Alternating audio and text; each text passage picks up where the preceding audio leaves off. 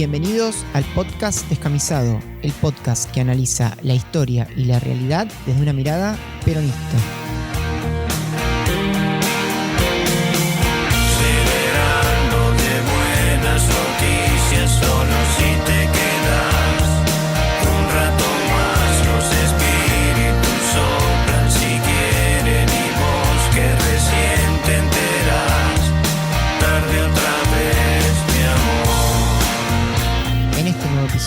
Recordaremos la figura de una militante de nuestro movimiento peronista.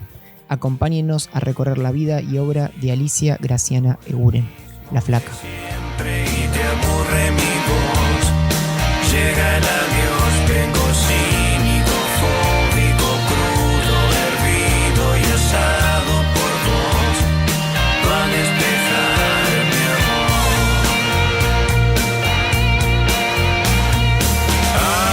Hay tantas partes tan lindas sin tu traición y el mundo sigue girando aún sin tu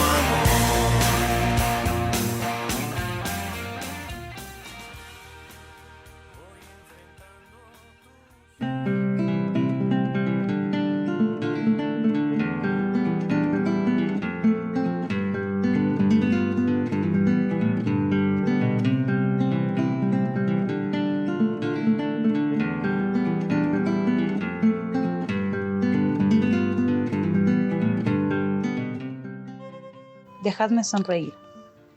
Permitidme que sonría con la certidumbre manca de los hombres, viscándome cada parte de nuestra humanidad. Aquí, en Buenos Aires, de acuerdo con la cartografía que yo apuntalo, se desparrama una fortaleza de la cual siempre he hablado y que morirá hablando a través de mi cuerpo. Buenos Aires.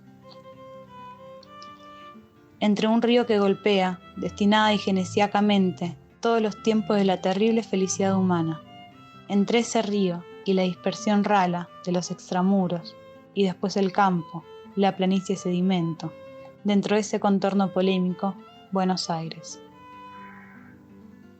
Hombres polémicos que estamparán su pena en la noche estrellada, y volcando, desencadenando sus represas perfectas, el norte ya cantado, represas fijas al fondo de la tierra, por el cuño de Dios, no las obras de Dios, por el esqueleto de Dios, no la revelación de Dios.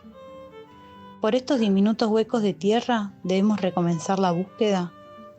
Hemos palpado a nacer, en nosotros, glóbulos perfectos, que impensadamente se henchían, están hoy diluidos, impensadamente también, por estos espacios del mundo nuestro.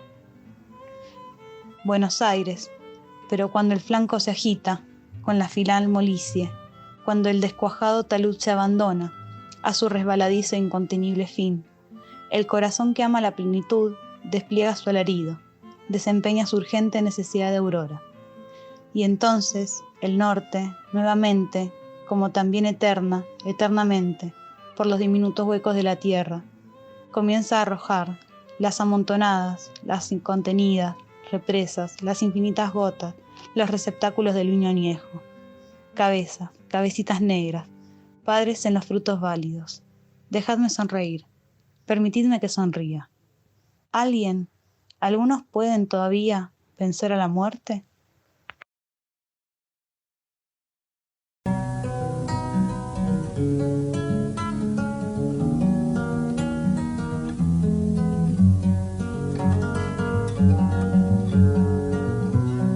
Una mujer se ha perdido, conocer el delirio y el polvo, se ha perdido esta bella locura, su breve cintura. Hola Agus, ¿cómo estás? ¿Todo Hola bien? Javito, ¿cómo estás? Acá estamos, todo bien. Me alegro, bueno, una vez más en el segundo episodio de este podcast Descamisado, luego de un augurioso inicio con el podcast anterior. ¿Cómo lo viste vos? La verdad que tuvimos un muy buen arranque, estuvo muy bueno, tuvo muy buenas repercusiones también, así que creo que con el correr de los podcasts vamos a ir encontrando el punto justo para nuestra perfección en este nuevo rubro militante. Perfección podcastística, no sé cómo se dice, esta perfección, sí, que conlleva tanto la... Podcastística, si se le podría decir de una manera. Que lleva tanto un proceso largo de guionado, de edición. Esperemos que se sepa valorar y trataremos de hacer un podcast hoy también a esa altura de la anterior. Te cuento, Agus, el poema que acabamos de escuchar, que acaba de ser recitado por nuestra compañera Iliana Sosa, compañera de Descamisados La Matanza, lleva como título Poema Los Cabecitas Negras y pertenece al último libro de poemas publicado por Alicia Eguren, ese libro titulado Talud Descuajado, escrito en 1951 en su etapa de poeta, de esta figura tan importante que hoy vamos a recordar, que hoy vamos a recuperar de su memoria histórica, y seguramente muchos compañeros la descubran hoy, porque lamentablemente es una figura que no mucho se habla de ella, y en este podcast vamos a tratar de ver la relevancia y la importancia que tiene para nuestra historia y para nuestra militancia peronista, ¿no? Alicia, o la figura de Alicia Eguren, es súper interesante para nuestro movimiento, sobre todo para nuestra corriente peronista Descamisados y para nuestra juventud peronista Descamisados, porque nos emparenta con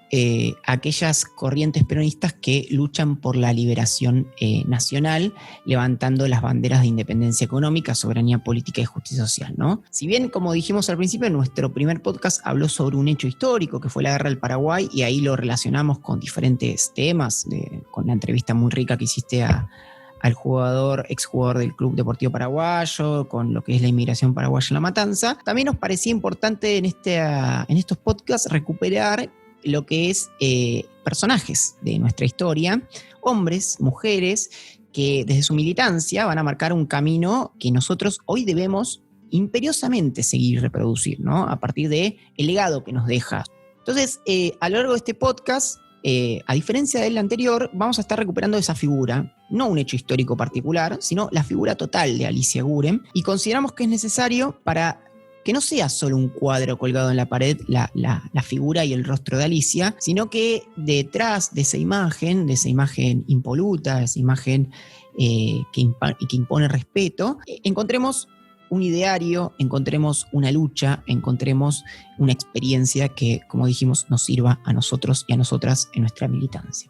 Está muy bueno esto que decís, Javi, porque justamente este tema de Alicia Eguren, su figura, es algo que charlamos previamente y que coincidíamos en que es una figura poco reconocida dentro de lo que es el peronismo, y que quizás tuvo una militancia activa muy importante, no solo para la historia nacional, sino latinoamericana. Tal cual. Y está un poco como cajoneada, si se puede decir, su historia, porque conocemos mucho a John William Cook, es alguien que se recuerda cotidianamente y que su legado ha sembrado millones de militantes y de organizaciones, pero poco valorada está la figura de Alicia Eguren.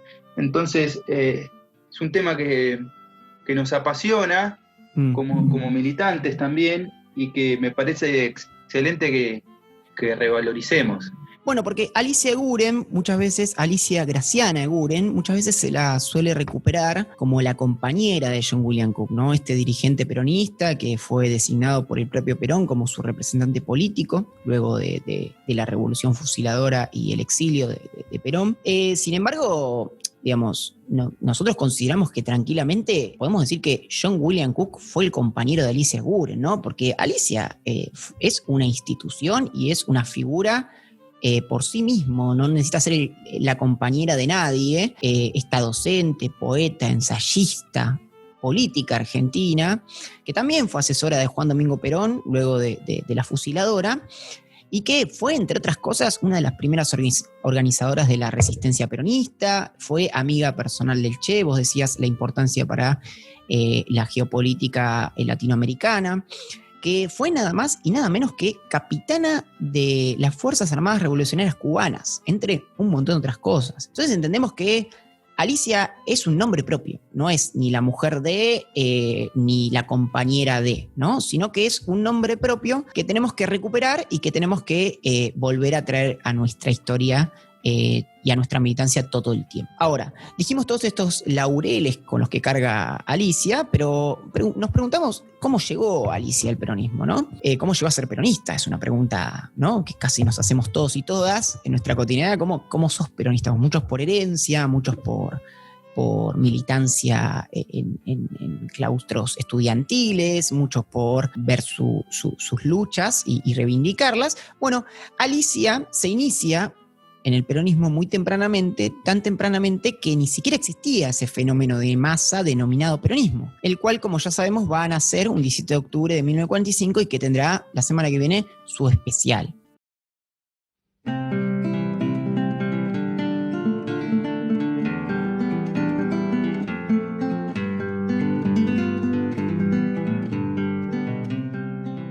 Declararse peronista a mediados de los 40, en el ambiente social y cultural como el que ella circulaba, ella era estudiante de Filosofía y Letras en la Universidad de Buenos Aires, era verdaderamente una herejía y un acto desafiante. Para la época en que ella era estudiante universitaria, recordemos, solo había 8 mujeres por cada 100 estudiantes, o sea, 8 de cada 100 eran mujeres, entonces eso ya representaba un desafío para su formación.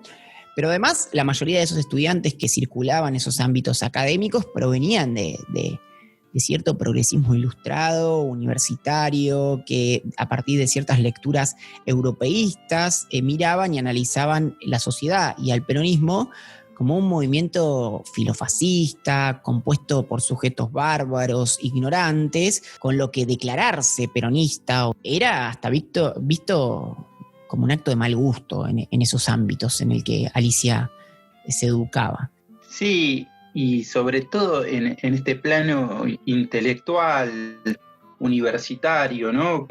Bastante criticado, esas visiones europeizantes, en lo intelectual que se alejaban de los fenómenos populares y de los fenómenos de masas, y podemos mencionar un cuento que está escrito entre Jorge Luis Borges y Bioy Casares, que lo escriben en Montevideo, que se llama La fiesta del monstruo, un cuento que caracteriza al peronismo y al advenimiento de las masas, sobre todo con el fenómeno ocurrido el 17 de octubre, que vamos a tratar en un podcast posterior. Pero como que había una visión intelectual antipopular, porque claro, el peronismo viene después, ¿no? Pero sí, había una lectura muy racista también por parte de esos intelectuales con el peronismo, ¿no? Sí, no solo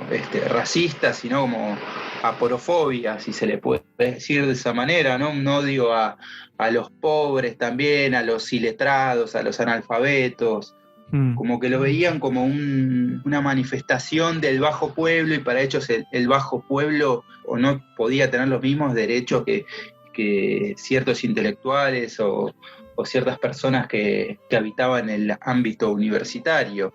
Ese aluvión zoológico, ¿no? que entraba a las casas, ¿no? que entraba a sus ciudades, ¿no?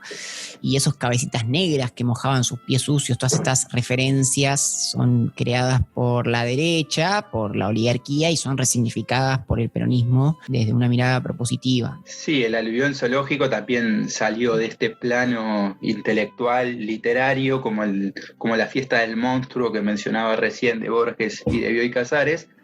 Incluso Julio Cortázar tiene un cuento llamado La Casa Tomada, que también hace alguna analogía con el peronismo y el advenimiento de las masas en la política nacional.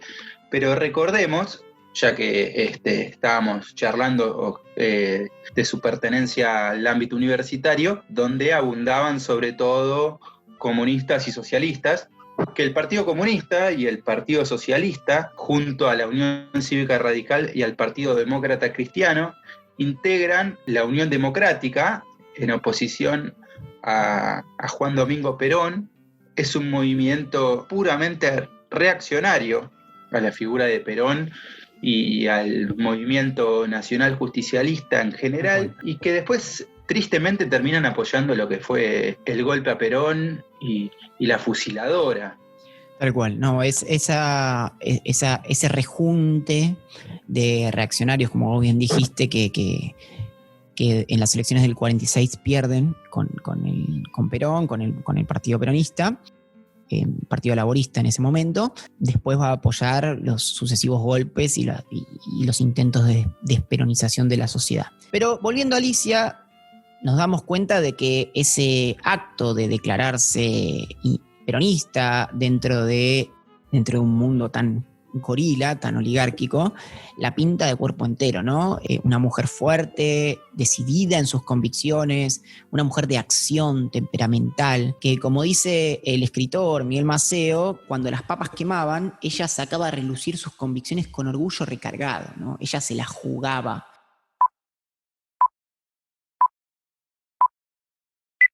El rugido de 30 pájaros de acero hirió las entrañas de las nubes. Hay que matar a Perón. Esa era la consigna. Y comenzó el infierno. La mirada perpleja, las corridas y las bombas quebrando la inocencia. Hay que matar a Perón. Eran las 12:30. Los aviones bombardeaban palomas, niños, ancianos. La gente que corría hacia la nada volaba en 1000 pedazos.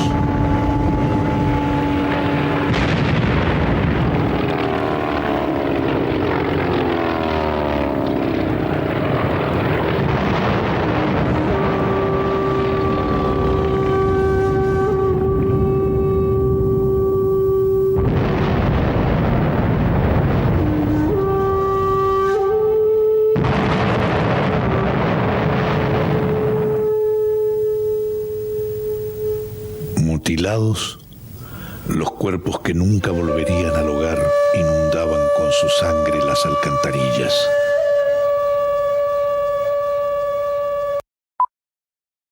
Podemos decir que su punto de inflexión y profundización de su compromiso político con el movimiento peronista se va a dar luego de producido el peor y más mortífero atentado de nuestra historia, que no muchas veces es recordado ni es repudiado con la vehemencia que tiene que merecer, que fue el bombardeo de la Plaza de Mayo por parte de la Marina el 16 de junio del 55, ¿no? Ese bombardeo, ese ataque canalla por parte de la facción de la Marina, que en aviones con cruces pintadas y con la frase Cristo vive, bombardearon nada más y nada menos que nuestra Plaza de Mayo en horario laboral. Va a generar tal repudio en Alicia, va a generar tanto dolor que su compromiso con el peronismo se va a redoblar y claramente la van a colocar a Alicia Guren en las listas de aquellas personas a apresar y extraditar de la revolución fusiladora que vendrá después. Vamos a escuchar un relato de el hijo de Alicia, el único hijo de Alicia, que cuenta cómo ella es apresada en el 55.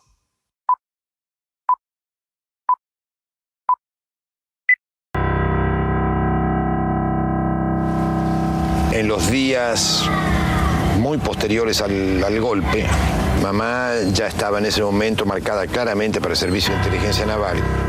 Los milicos rodean la manzana, hablan por altavoces, prenden luces, faroles, en fin. Amenazan con volar la manzana si mi madre no se entrega. Mamá, me acuerdo muy bien, intentó fugarse por la terraza a través de las casas vecinas. Todo eso estaba rodeado, copado, y fue detenida en mi presencia.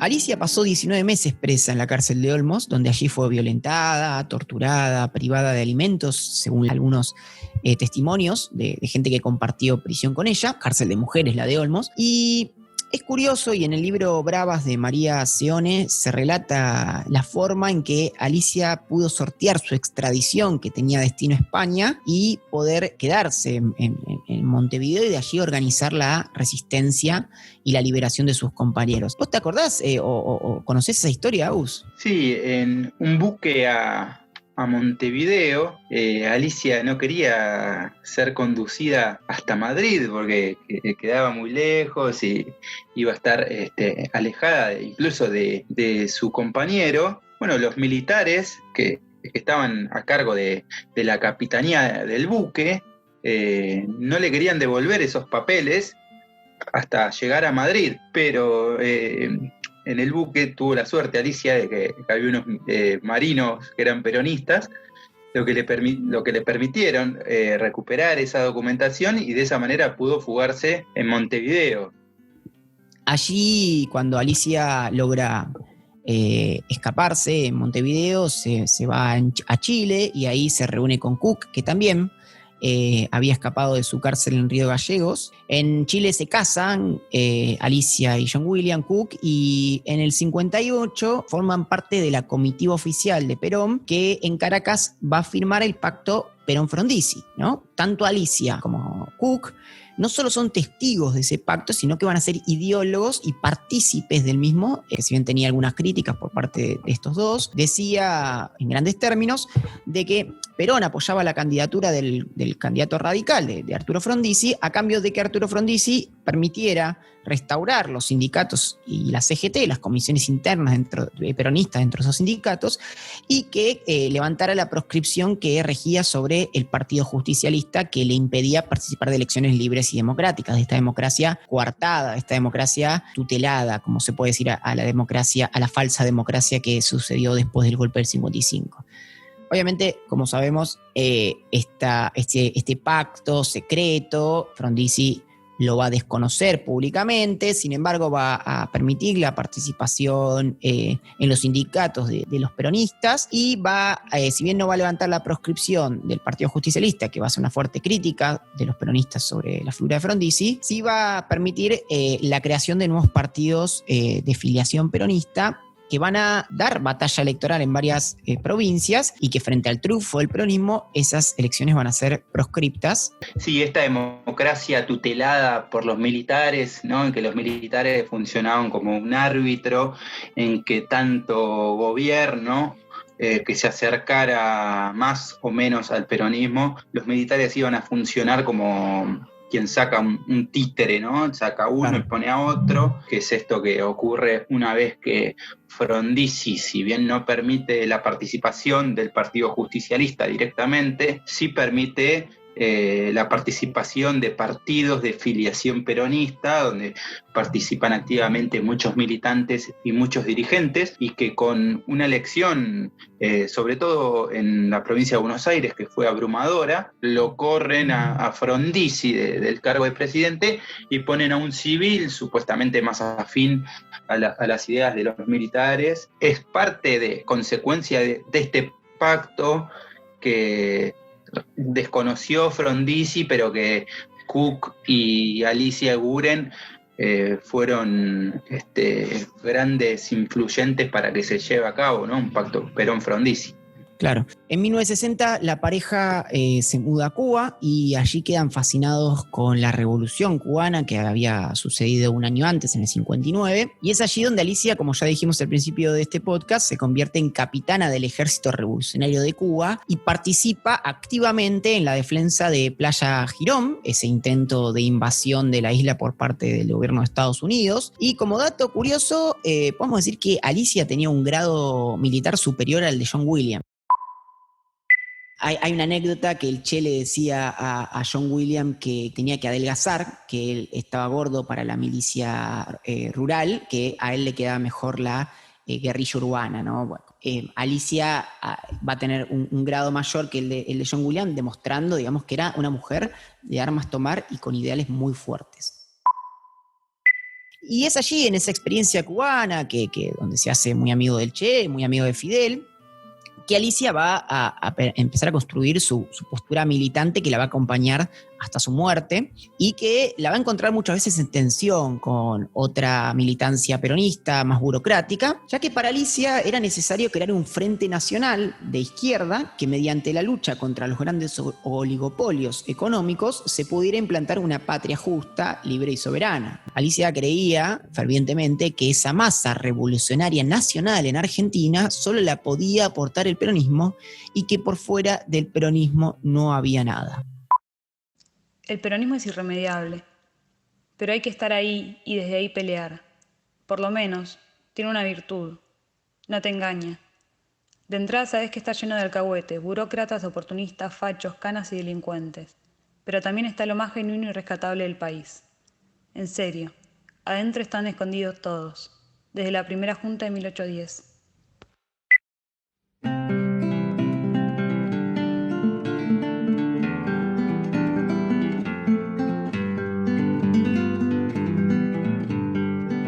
Excelente esto de Alicia participando en la Revolución Cubana y vale aclarar que fue una de las tantas mujeres que participaron de la Revolución Cubana.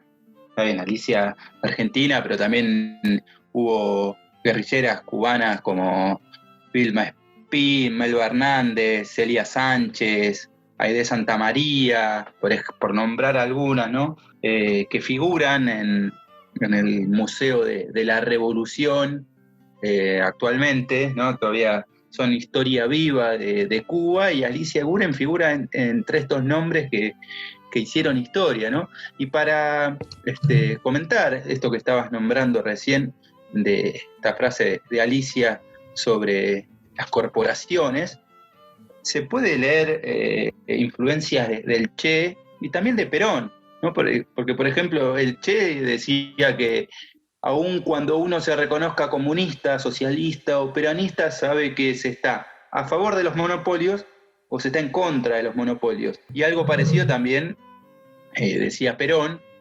que con respecto a que la economía nunca ha sido libre, o la maneja el Estado en beneficio del pueblo, o la controlan las grandes corporaciones en perjuicio de este.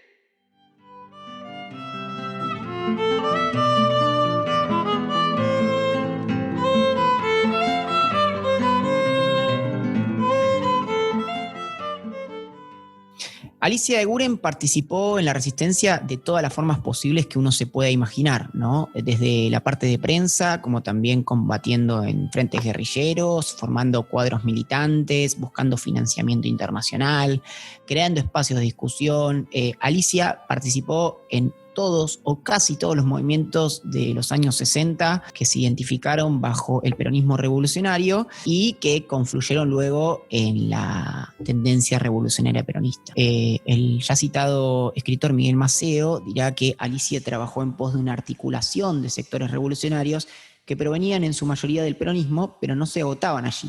Alicia fue básicamente una tejedora de redes militantes y revolucionarias en la Argentina. La muerte temprana de su compañero, el 19 de septiembre de 1968, la encontró en plena acción militante. No se pudo detener mucho tiempo en recordarlo, sí, y en homenajearlo. Sí, unos años posteriores, en el 71, en el 72, va a publicar los trabajos completos de Cook, junto con la correspondencia que Cook se enviaba con Perón, que son los trabajos que hoy en día nosotros como militantes leemos de John Williams.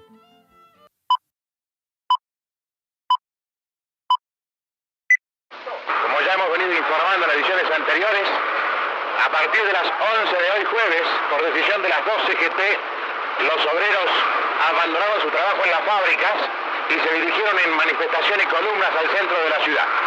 Allí, ingresando a Lourdes por varios puntos, la policía no fue suficiente para contenerlos. En consecuencia, en numerosas esquinas y centros importantes comerciales de Córdoba se han producido episodios como estos. Las imágenes están registrando. En este momento, un pelotón de la compañía de gases de la policía de Córdoba está procediendo a la represión de un grupo de manifestantes apostados en una de las esquinas Rivadavia y Catamarca. En todas las esquinas del centro pueden observarse barricadas como esta que han sido encendidas por los manifestantes. Observen ustedes cómo se arrojan las granadas de gases hacia los lugares donde hay manifestación de público. Tal vez el último hecho que terminó de definir a Alicia por la senda revolucionaria como alternativa política haya sido el cordobazo, ¿no? Esto que recién escuchábamos, en donde allí se esperanza con un movimiento de masa y rebelión popular urbana nunca antes visto, que tenía y unía tanto a corrientes peronistas, como por ejemplo los sindicatos comandados por Atilio López y Elpidio Torres, como sindicatos más de izquierda, como aquellos comandados por Tosco. Este hecho renueva sus esperanzas por una salida insurreccional y renueva esa búsqueda de un frente nacional que luchara contra el capitalismo y el imperialismo opresor. El 4 de octubre de 1971, Alicia va a publicar la famosa Carta Abierta a Perón, en donde, si bien reconoce a Perón como líder del movimiento, empieza a esbozar varios cuestionamientos sobre el devenir del mismo. Escuchamos unos extractos de esta carta. La distancia, y una tan enorme distancia, la distancia en el tiempo, la imposibilidad de la convivencia con su pueblo, las características del mundo político en un país como España, los infinitos e ingeniosos ardíes del enemigo y toda su circunstancialidad hacen no difícil, sino imposible que usted pueda tener una visión exacta del proceso nacional, salvo en sus líneas fundamentales. Esto lo comprendemos pues no somos adoradores de fetiches, sino militantes que accionamos dentro de una realidad difícil pero rica. Pero creemos que esas no son razones ni suficientes ni atendibles para convalidar en nombre de una lealtad que es auténtica si es revolucionaria, y que se transforma en una trampa mortal para el pueblo si es la careta de los sectores burgueses del movimiento, para computar como acertada, más aún para explicar en nombre de una nueva ortodoxia pseudo-revolucionaria una línea política que transforma un gran movimiento de liberación en la base de maniobra de déspotas que sirven muy consecuentemente a los intereses imperiales y a los intereses oligárquicos burgueses. No estoy hablando desde posiciones vanguardistas, como un malentendido neopopulismo con fraseología socialista que surge en algunos sectores del peronismo califica, intentando sembrar un nuevo terrorismo ideológico que sustituya al periclitado macartismo. Ni mucho menos. El hombre y la mujer de calle, el peronista de base, esa masa a la cual se intenta domesticar en el comité, siente y expresa que no algo, sino mucho, está podrido en Dinamarca. Tiene bien claro el panorama y el precio del GAN, y opina que los dirigentes están todos entongados. Esto se camina, se palpa, se vive por la calle. Del jefe del movimiento esperan, claro está, una jugada salvadora, pero también tienen clara conciencia de que con las actuales direcciones le resultará cada vez más difícil intentar jugada alguna independiente. El enemigo está en las líneas interiores y el peronismo no tiene, no digamos, una dirección revolucionaria. No tiene siquiera una dirección independiente. Su dirección acciona disciplinadamente dentro del cuadro estratégico del señor Lanusse. Las direcciones políticas están en manos de los sectores burgueses integrados, proimperialistas traidores al movimiento de liberación.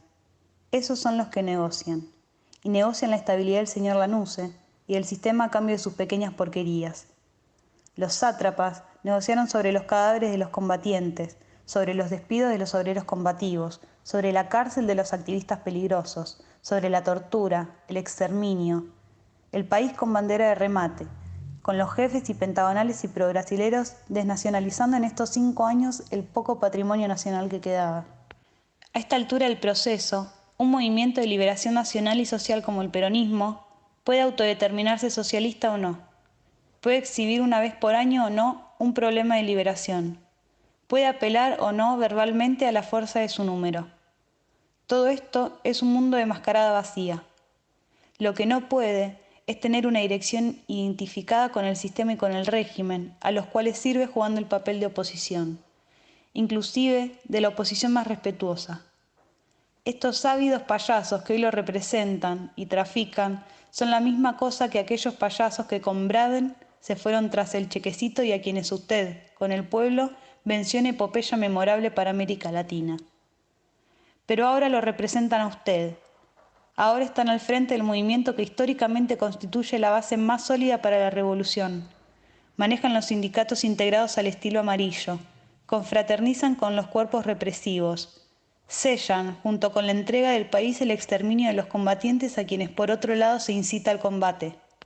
Creo que se ha avanzado demasiado en el error, pero no tanto como para que sea irreversible, pues el país, paralelamente, no ha conocido otro periodo de tan altas posibilidades revolucionarias. En sus manos está acelerar el proceso revolucionario en el país y en el continente, o truncarlo y desviarlo y multiplicar sus dificultades. Es una responsabilidad y un privilegio muy grande.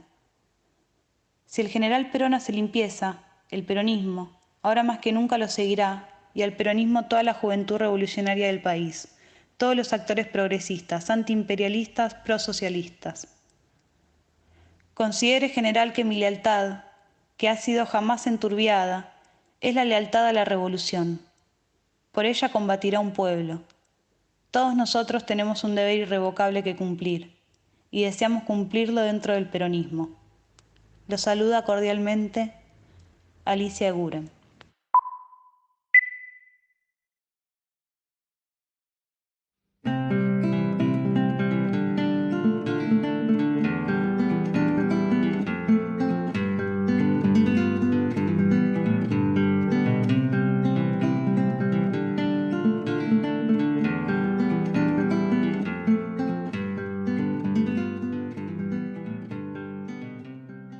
Alicia en los 70 viene a marcar cierto límite con un peronismo burocrático, como ella dice en la carta, que se estaba gestando tras el Gran Acuerdo Nacional, y ella allí empieza a confluir con otros movimientos de izquierda revolucionario, como fueron el Partido Revolucionario de los Trabajadores, el PRT, o el Ejército Revolucionario del Pueblo, su brazo armado, pero nunca negó su origen peronista. En el 73, luego de la muerte de Perón, va a ser una de las fundadoras del Partido Peronista Auténtico, ese partido que rompe con el Partido Justicialista, que estaba comandado por Isabel Perón, y que rompe por izquierda, digamos, ¿no? Allí van a confluir un montón de militantes y dirigentes que entendían al peronismo como un movimiento revolucionario, y ese partido va a ser declarado ilegal en el 24 de diciembre del 75, y particularmente podemos decir que la AAA y luego la dictadura utilizarían los padrones de ese partido para desaparecer y asesinar a sus afiliados. El 26 de enero de 1977, Alicia es detenida, ya en plena dictadura militar, es llevada a la ESMA, donde allí es torturada, picaneada, y según testigos que acompañaron a Alicia en su detención, que el 19 de agosto de 1977, Alicia es arrojada al Río de la Plata en uno de los vuelos de la muerte, y hoy Alicia es uno de los 30.000 compañeros y compañeras detenidos desaparecidos. Presente.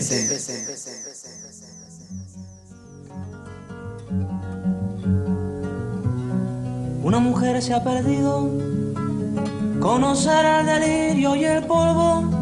Se ha perdido esta bella locura, su breve cintura debajo de mí. Se ha perdido mi forma de amar, se ha perdido mi huella en su mar.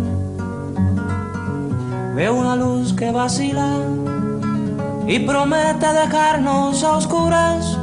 Veo un perro ladrando a la luna con otra figura que recuerda a mí. Veo mal, veo que no me halló. Veo mal, veo que se perdió. Una mujer innombrable.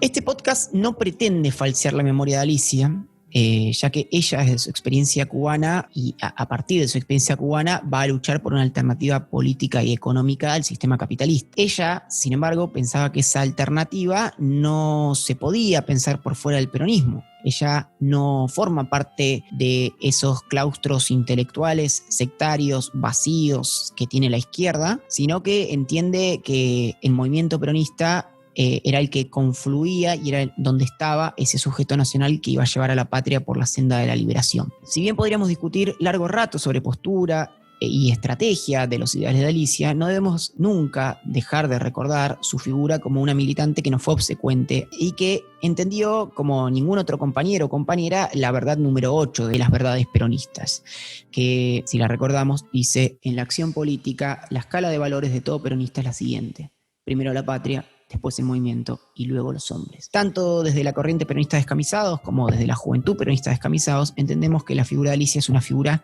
que nos llama todos los días a construir un peronismo popular, donde primero siempre coloquemos a la patria al principio, luego al movimiento y por último a las personas. Esa es la senda que consideramos nosotros que debemos tomar para alcanzar los pilares del peronismo: la soberanía política, la independencia económica y la justicia social. A lo largo de este podcast retomamos a Alicia por ser la figura de una mujer no tan reconocida en la historia del peronismo como sí de su marido. Provenía de un ámbito universitario que desconocía el peronismo y que tenía influencias europeizantes y hasta a veces antipopulares, y que se hizo peronista desde un primer comienzo, ¿no? Desde un primer momento, pero que, como pudimos ver, y también la importancia de los valores autóctonos, latinoamericanos, nativos, con lo que se podía concebir a este nuevo movimiento de masas y que pudo aplicar a Aguren en su vida militante, no solo en Argentina, sino también en Cuba, siendo una de las tantas mujeres que participaron de la Revolución Cubana y de la defensa de la Revolución Cubana contra la invasión imperialista. Una figura interesantísima, sobre todo para construir un peronismo popular en donde la patria, no solo nacional, sino a nivel patria grande. Está bueno recordar que, ante todo, primero la patria, después el movimiento y después los hombres y las mujeres. Perfecto. Buenísimo, Agus. Bueno, vamos a finalizar este podcast que nuevamente nos encantó realizar con la lectura de un poema de Alicia que se llama El Militante, que si bien no se sabe mucho de este poema, tiene una dedicatoria para Paco Urondo y que entendemos que fue escrito luego de su asesinato a manos de fuerzas parapoliciales el 17 de junio de 76 y que nos parece muy relevante. Y junto con el poema también vamos a escuchar un tema de nuestro querido y siempre recordado Gabo Ferro. Nos vemos en un próximo encuentro. El militante, cuando se fuma saqueado en sus latidos, se lleva lo soñado, se va diluyendo para hacerse ave. Sus ojos alucinan a la noche, encendiendo el fragor en la luminosidad. Lentamente percibimos el canto, racimos de la floresta, en pétalos de la rebeldía. El militante sigue musicando la calle y el sueño. El ardor es lo que se renueva en la espuma de su antigua mirada para volverse a quedar en los aromas. El militante vive en los otros y se queda alumbrando a los que llegan.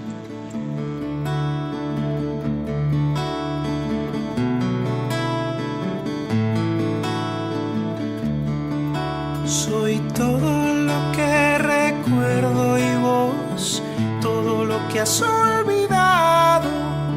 Yo me muevo entre las cosas, vos, entre fantasmas cansados. Cuando la cárcel se desarmó, la penitencia fue amarte. No se fuga uno para atrás, se fuga para adelante. El diablo tiene una cola que no la puede ocultar. Por más disfraz que te pongas, siempre se te va a notar. Yo soy todo lo que recuerdo y vos, todo lo que has olvidado. Yo me muevo entre las cosas, vos, entre fantasmas cansados.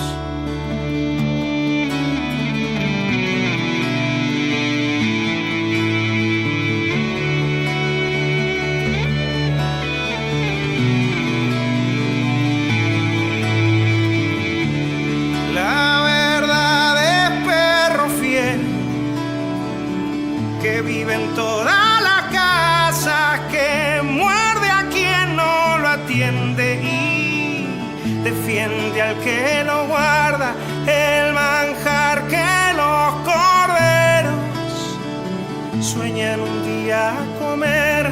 Es lobo crudo con pelo vivo a punto de comer. Yo soy todo lo que recuerdo y vos todo lo que has olvidado. Yo me muevo entre las cosas, vos entre fantasmas cansados. Yo soy todo lo que recuerdo y vos todo lo que has olvidado. Yo me muevo entre las cosas, vos entre fantasmas cansados. Yo soy todo lo que recuerdo y vos todo lo que has olvidado. Yo me muevo entre las cosas, vos entre fantasmas cansados. Hasta siempre, Gabo. Buen viaje.